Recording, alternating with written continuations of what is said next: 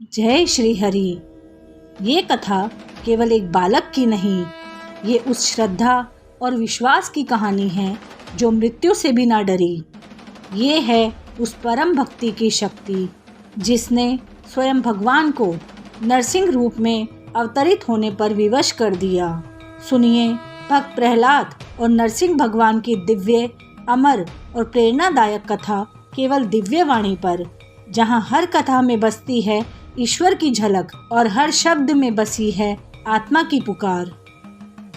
बहुत समय पहले की बात है। कश्यप मुनि और दिति के पुत्रों में से दो प्रमुख दैत्य हुए, हिरण्याक्ष और हिरण्यकश्यप।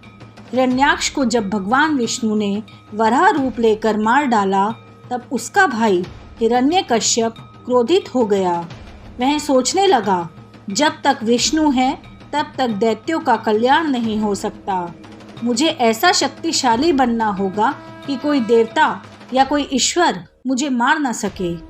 और वह चल पड़ा कठिन तपस्या करने।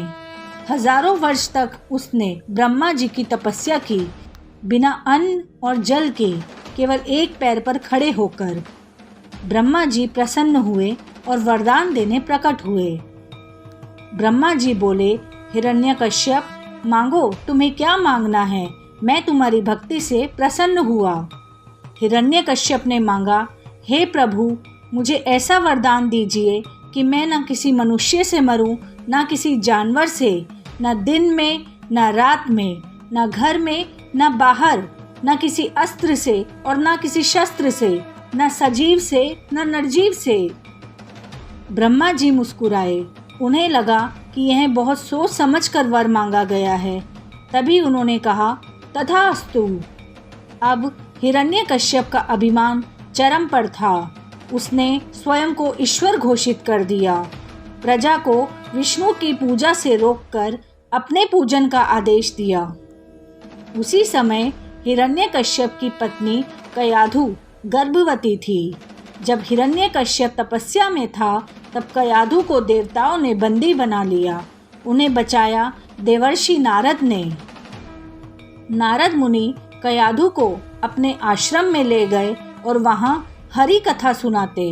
उनकी वाणी में ऐसा माधुर्य था कि कयाधु के गर्भ में पल रहा बालक भी उसे सुन रहा था। वही बालक आगे चलकर भक्त प्रहलाद बना। प्रहलाद ने बचपन से ही भगवान विष्णु की भक्ति को ही अपना धर्म बना लिया। जब वह 5 साल का हुआ तो उसे शुक्रमणि के पुत्रों के पास शिक्षा के लिए भेजा गया। लेकिन वहाँ भी जब गुरुओं ने उसे पूछा, तुम्हें सबसे प्रिय क्या है, प्रहलाद बोला, भगवान विष्णु की भक्ति ही सबसे प्रिय है, केवल वे ही एक सत्य है। गुरु चौंक गए, डर गए। उन्होंने यह बात हिरण्यकश्यप तक पहुंचाई। हिरण्यकश्यप यह सुनकर क्रोधित हो गए।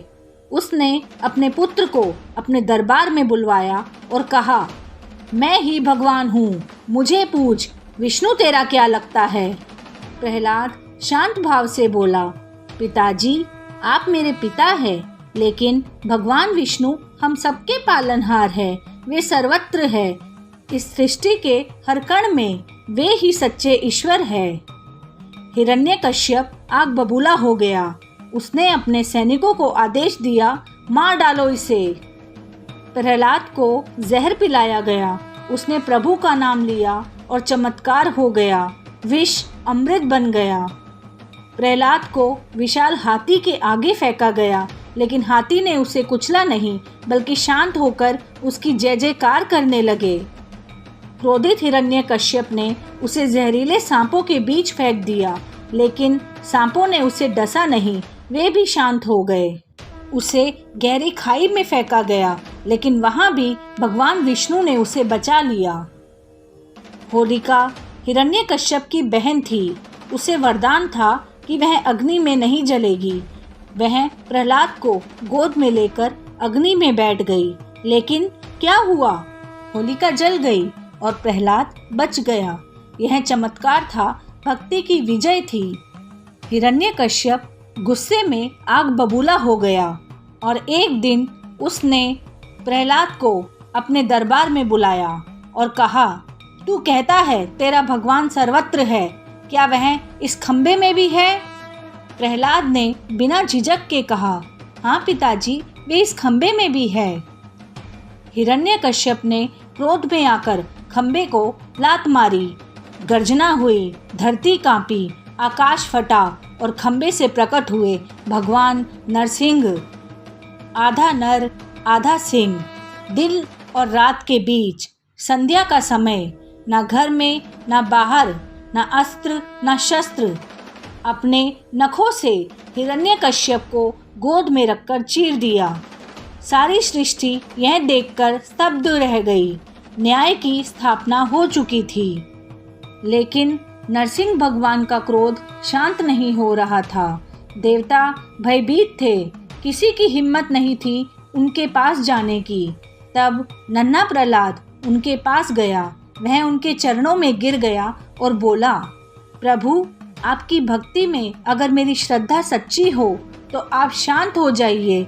मुझे आपका क्रोध नहीं, आपकी कृपा चाहिए। भगवान नरसिंह मुस्कुराए। उन्होंने प्रहलाद को उठाया और गले से लगा लिया और कहा, वत्स, तू मेरा सच्चा भक्त है। तुझसे प्रसन्न होकर मैं तुझे धर्म की रक्षा का उत्तरदायित्व देता हूँ।